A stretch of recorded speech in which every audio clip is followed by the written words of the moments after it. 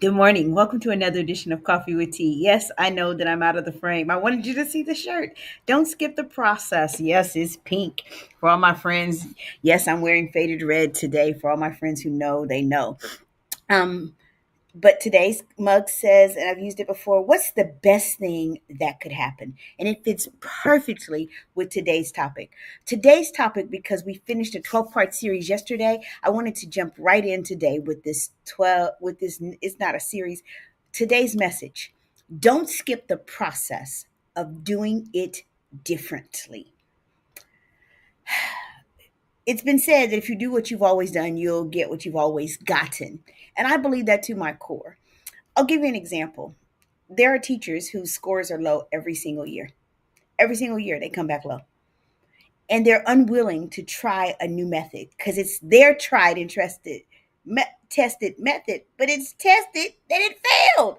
So sometimes we get stuck in a rut because we're not willing to even consider the possibility that the way that we do something could be done differently, and that different might actually be better. But if we're never willing to try something different and to do something differently, it's not a surprise that many of us remain stuck in the same place. I don't know about you, but when something isn't working for me, I've tried it and it didn't work. I'm not fitting that definition of insanity, doing the same thing over and over and over again and expecting a different result. So today I just wanted to talk to you about the possibility, just the possibility of doing something differently. The four steps. The first one, see your pattern. You have to first be aware that you're doing something the same way. But if you find yourself stuck and you keep, if you're in a stuck and your car is stuck in a mud and you're trying to get the car out and you're pushing it and you're just spinning your wheels and spinning your wheels, clearly that's not working. It might require you to get out and put something under the tire to give it some traction. It might require you to push. It might require you to do something other than just keep spinning your wheel. But in order for you to change something, you must first see the pattern and be aware that there is need for a change. That's the first thing. Good morning, Mrs. Brown. That's the first thing. See the pattern of whatever it is that's got you stuck. Because if you're not aware, you don't even know or have an awareness that there's a need to do something differently. Today's topic, don't skip the process of doing it, whatever it is, differently. Next, shift your perspective.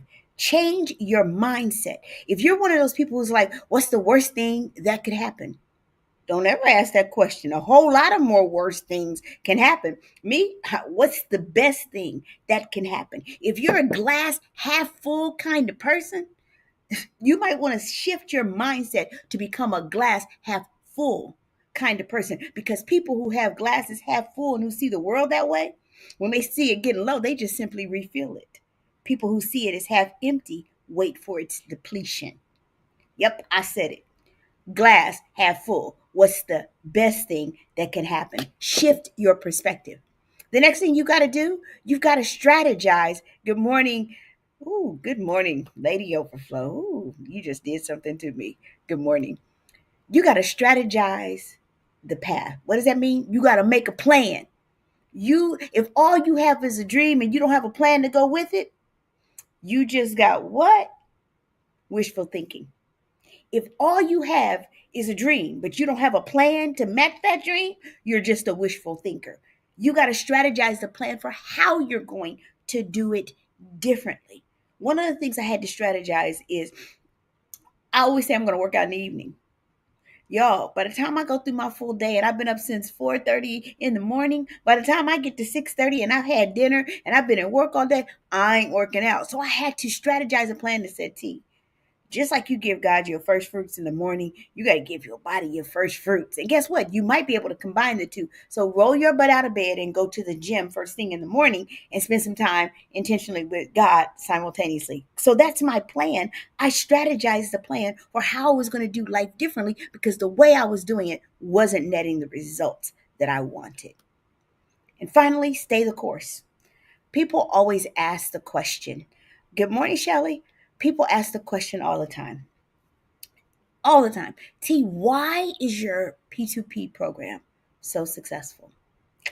I said, because I just visioned that we could serve kids better, that we didn't have to be poverty pimps who collected literally checks off the backs of our children. We could serve them well. We could give them high expectations, which is what a lot of programs don't have. Yep, I'm calling the question for folks who are not willing to do things differently. You've got to raise the bar of expectation. People are afraid that if we raise the bar, our kids will fail. If we don't raise the bar, our kids are already failing. Raise the bar and watch them jump, literally all of the ways that I do things. And so every year it's a consistent strategy for how you change the mindset of kids that has made this program so successful. But it's not mine, y'all.